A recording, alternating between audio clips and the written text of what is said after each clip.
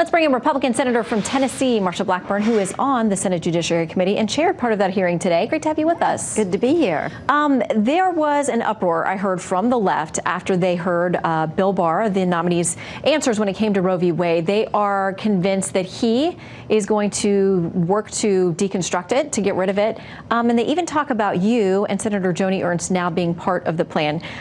This is what they say on Rewire.com. It says, with Republicans almost singularly focused on finding judicial nominees committed to upending legal abortion and rolling back civil rights protections for LGBTQ people, Blackburn and Ernst are perfect foot soldiers to help continue that mission in the Judiciary Committee. Your response? Well, first of all, they need to realize that Bill Barr is not a judicial nominee. He is the president's nominee for Attorney General of the United States.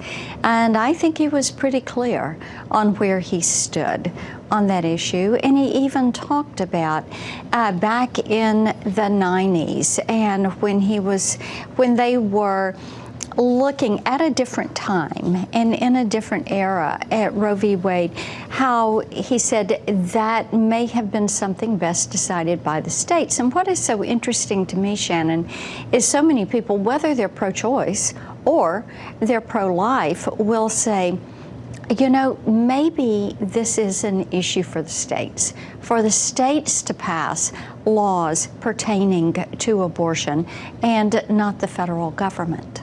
Well, and I know one of the things that you've sponsored now, one of the first bills out, maybe your first as a senator now, yes. The Title X Abortion Provider Prohibition Act that blocks certain federal funding from going to clinics that will provide abortions or refer people for abortions.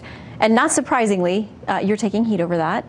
Of course, but it's S-105 is the bill number, and what it does is to look at where those funds go that are designated under Title X for women's health.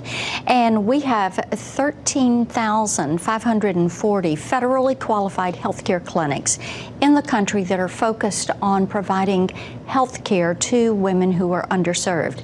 There are 655 Planned Parenthood clinics. What we're simply saying is, look, if you do abortions, that Title X funding that is there for women's health care should not be going to abortion clinics. It should go to clinics that are designated to serve women's health care.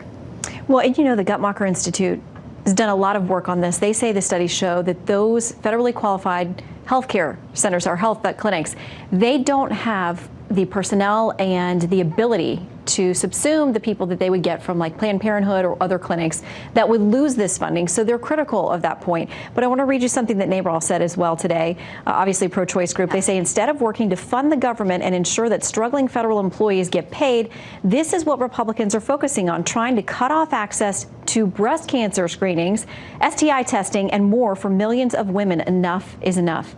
Is that what this is all about? Not at all. This is about making certain that the money goes where there is need, which is to women who are underserved in their health care. Planned Parenthood, by and large, will tell you their big business is abortion. If you need a women's well check, many times they will send you to a health care clinic.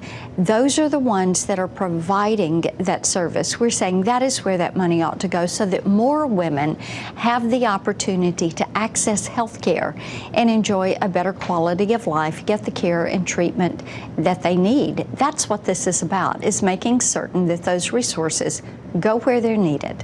Well, we know it's controversial, but we will keep an eye on this bill, see where it goes, and whether it has a future in the House at all as well. Senator, thank you for dropping in. Good to be with you. Thank you.